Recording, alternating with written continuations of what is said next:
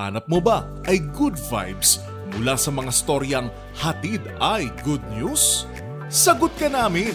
Ang programang walang ibang dala kundi magagandang kwento at balita mula sa mga storyang kapupulutan ng inspirasyon, pag-asa at tagumpay hanggang sa makabuluhang pagbabago sa lipunan. Siguradong good vibes yan! Dito lang sa programang magbibigay ng mga balitang mas maganda pa sa good news. Ang The Better News. Mapapanood mula Lunes hanggang Biyernes, 1 p.m. sa DZRH TV. Panibagong araw na naman para sa mga balitang hatid ay good vibes. Kung malungkot ka, sagot na namin ang mga balitang tiyak na magpapa-feel better sa iyo. Dito, bawal muna ang nega. Dahil live naming ihahatid ng positive news sa DZRH TV Facebook, YouTube at DZRH News website. Ako si Rovic Manuel, ang tagapaghatid ng mga balitang mas maganda pa sa good news. Ito ang The Better News. Una sa Pilipinas, una sa Pilipino.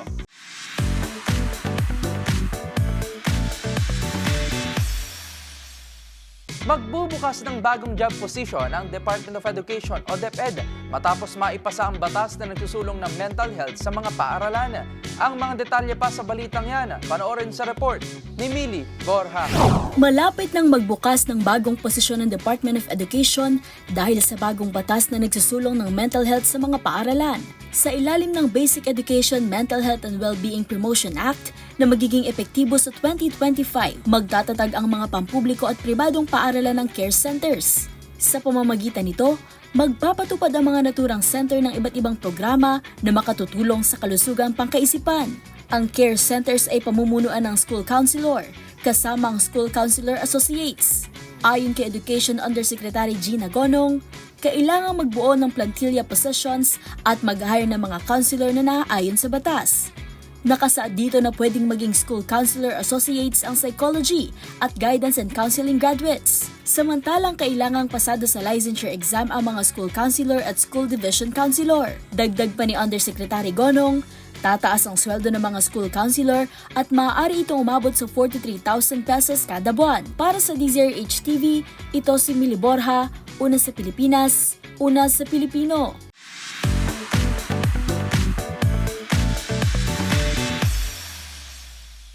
Muling napabilang ang 5 universidad ng Pilipinas sa ikatlong University Sustainability Rankings kung saan nanguna pa rin ang Universidad ng Pilipinas o UP.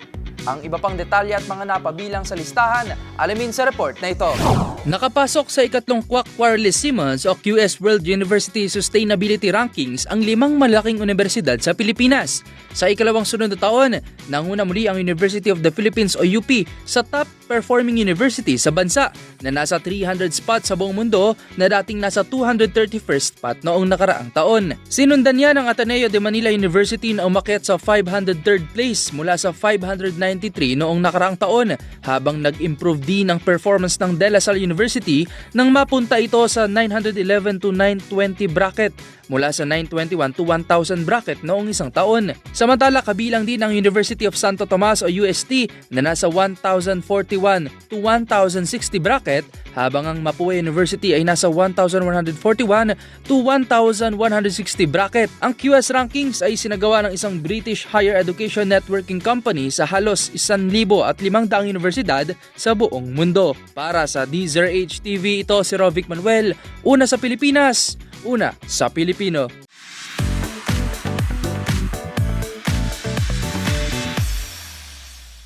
Puspusa na ang paghahanda ng Department of Health o DOH sa emergency medical services sa mga lungsod at probinsya ngayong holiday season.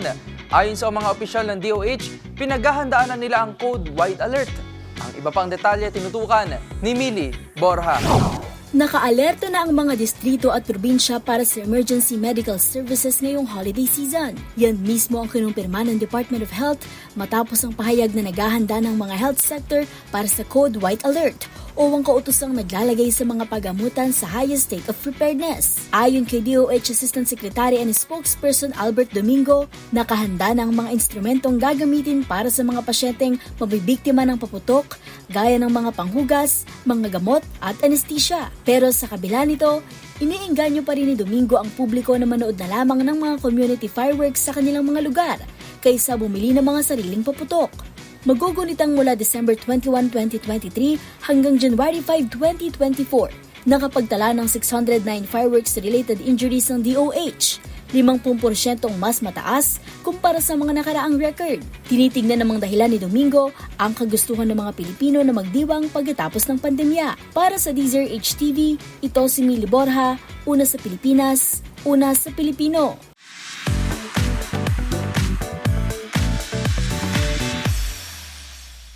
Samantala, aprobado na ni Pangulong Bongbong Marcos ang Mahalin at Kalingain Ating Mga Bata o Makabata Program na magsisilbing one-stop system para sa pagre-report at pag-aksyon sa pang-aabuso sa mga bata. Ang iba pang detalye sa balitang yan, alamin sa report ni Rose Babiera. Inaprobahan ni Pangulong Bongbong Marcos ang pagtatatag ng one-stop system para sa reporting ng mga insidente ng paglabag sa karapatan ng mga bata. Sa bisa ng Executive Order No. 79, iniutos ng Pangulo ang pagtatatag ng Mahalin at Kalingain ng Mga Bata o Makabata Program at ang pag-institutionalize ng Makabata Helpline 1383. Pangungunahan ito ng Department of Social Welfare and Development o DSWD na layong matutukan at matugunan ang mga issue na may kinalaman sa mga batang nangangailangan ng espesyal na proteksyon. Kabilang sa mga tungkulin nila ay ang pagdudulog, rescue and relief, rehabilitation at reintegration para sa mga menor de edad na walang kakayanang ipagtanggol ang sarili. Inatasan din ng mga kaukulang ahensya na magtalaga ng kanya-kanyang makabata coordinators, focal persons at child protection officers habang pinabubuo rin ang Makabata Handbook. Kabilang na ang itatatag ng Makabata Helpline 1383 para magamit sa programa sa 24 oras. Para sa DZRH TV, ito si Rose Babiera. Una sa Pilipinas, una sa Pilipino.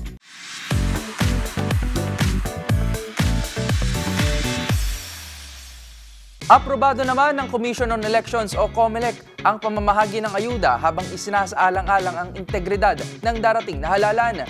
Ang iba pang detalye tutukan sa report ni Boy Gonzales. Inanunsyo ni COMELEC Chairman na George Erwin Garcia na inaprubahan na nila ang mga programa ng Department of Social Welfare and Development o DSWD at Department of Labor and Employment o DOLE. Kabilang sa mga ito ang tulong pangkabuhayan sa mga disadvantaged workers o TUPAD at assistance to individual in crisis situation. Ayon kay Garcia, ilalabas nila sa mga susunod na araw ang guidelines sa tamang pamamahagi ng mga ayuda ng pamahalaan. May mga nag-apply na sa amin para sa pagbibigay ng ayuda at ang COMELEC po, tatandaan ng lahat ay hindi magiging hadlang para sa pagtulong sa ating mga kababayan, lalo na po yung mga mahihirap nating kababayan. Kaya lang, ang atin lang pong pakiusap sa mga ahensya na hihingi ng ayuda, sana naman po, ayusin po ninyo yung paghingi ng extension sa amin. Kinakailangan specify mabuti, ayusin ang particulars para naman malaman namin kung yan ay gagamitin sa pamumulitika o talagang tunay na yan ay gagamitin sa pagtulong sa mga kababayan natin. Nais matiyak ng COMELEC na hindi magagamit ng mga kandidato ang ganitong uri ng programa ng pamahalaan sa panahon ng eleksyon. Para sa MBC TV Network News, ito si Boy Gonzales, una sa Pilipinas, una sa Pilipino.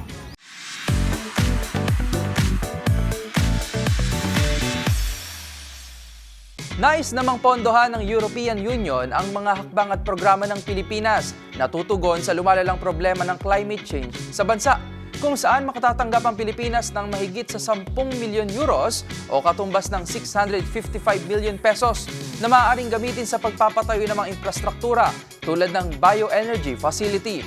Narito ang report ni James Galange.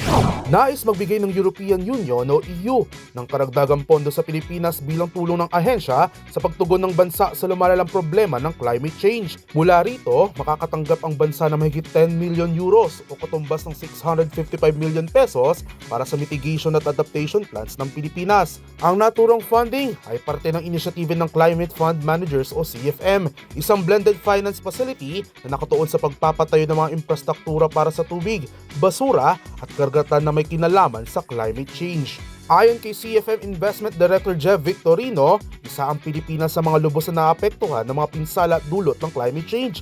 At sa tulong ng EU, maaring magamit ang pondo mula sa pribadong sektor na siya maghahatid ng kinakailangang pondo ng bansa. Kung saan ito lamang ika-6 ng Disyembre, inanunsyo ng EU ang una nitong proyekto ng pagpapatayo ng bioenergy facility sa San Manuel, Isabela na magsisimulang itayo sa huling quarter ng 2025. Ang naturang pasilidad ay isang 10 megawatts biomass at 4 megawatts biogas plant na kayang mabawasan ang produksyon ng carbon dioxide ng bansa na aabot sa 40,000 tons kada taon. Habang katuwang naman ng CFM sa nasabing proyekto ay ang BioAsia Energy Holdings, isang kolaborasyon mula sa Anviria Ventures at La Suerte Rice Mill Corporation o LSRM, isa sa mga pinakamalaking paddy milling operators sa probinsya ng Isabela. Habang ayon naman kay EU Ambassador to the Philippines Massimo Santoro, ito raw ay maaaring magbigay daan upang mabawasan ang problema ng bansa sa epekto ng climate change na siyang maaaring mapakinabangan hanggang sa mga susunod na henerasyon. Para sa DZRH TV, ito si James Galange. Una sa Pilipinas, una sa Pilipino.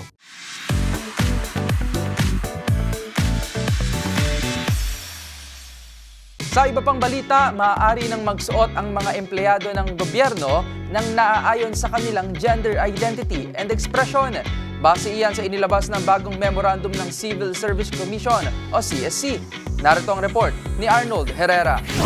Naglabas ng revised dress code ang Civil Service Commission o CSC para sa mga opisyal at empleyado ng pamahalaan kung saan maaari na silang magsuot ng uniforme na ayon sa kanilang gender. Base sa Memorandum Circular No. 16, Series of 2024, pwede nang magsuot ang mga empleyado ng mga agency-prescribed uniforms na umaayon sa kanilang gender preferences, identity, at expression. Maliban dito, papayagan din ang mga transgender na empleyado na magsuot base sa kanilang gender.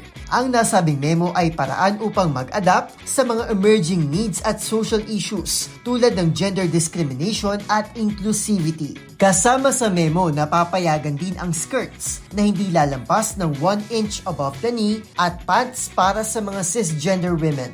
Ilan sa mga ipinagbabawal ang mga collarless t-shirt, sleeveless, see-through clothing, ripped jeans at leggings. Samantala, matapos ang konsultasyon sa mga empleyado, inaasahan ng mga ahensya na mag-adapt ng isang polisiya na nakaayon sa memo matapos ang 6 na buwan na pagkapatupad nito. Para sa DZRH TV, ito si Arnold Herrera. Una sa Pilipinas, una sa Pilipino.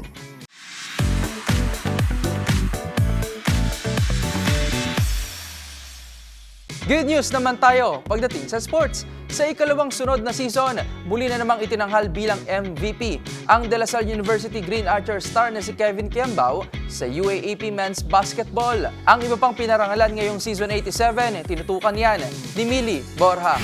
It's a back-to-back MVP title para sa De La Salle University star na si Kevin Kiembao. Matapos muling hirangin bilang UAAP Men's Basketball Most Valuable Player para sa season 87. Sa dulo ng elimination round, nakapagtala si KQ ng average of 16.64 points, 8.64 rebounds, 4.0 assists at 1.0 steal per game para tuluyang makuha ang 81.357 statistical points. Ito na ang kanyang ikalawang MVP award matapos ding pangunahan ang nagdaang season. Samantala, kasama rin ni KQ sa mythical 5 na fellow Green Archer Mike Phillips, University of the Philippines JD Kagulangan, 4 Eastern Universities Mo Conate, at Nick Cabanyero mula University of Santo Tomas. Habang hinirang naman bilang Rookie of the Year si VJ Premula FEU. Para sa DZRH TV, ito si Millie Borja, una sa Pilipinas, una sa Pilipino.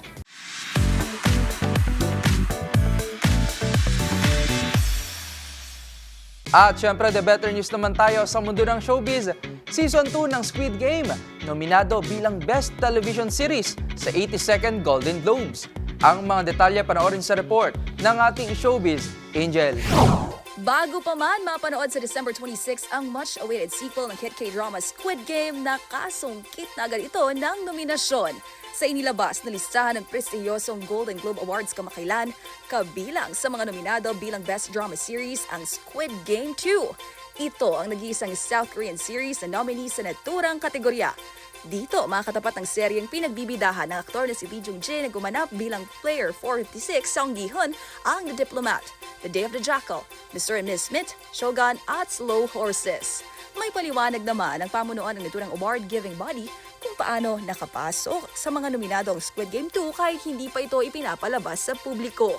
Ayon dito, bago pa man ang airing na isumiti na sa kanila ang kopya ng serye at pasok sa eligibility period ng 87 Golden Globes ang release date ng Squid Game 2. Nakatakdang ganapin ang Golden Globe Awards sa January 5 next year. Para sa DZRH TV, ito po ang Showbiz Angel, una sa Pilipinas, una sa Pilipino.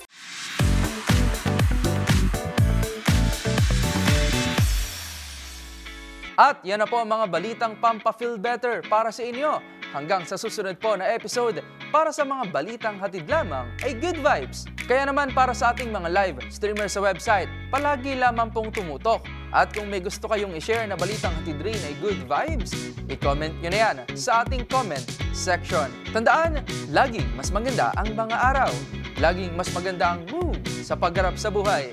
Kung alam mo ang The Better News. Para sa DZRH TV, ito si Rovic Manuel. Una sa Pilipinas, una sa Pilipino.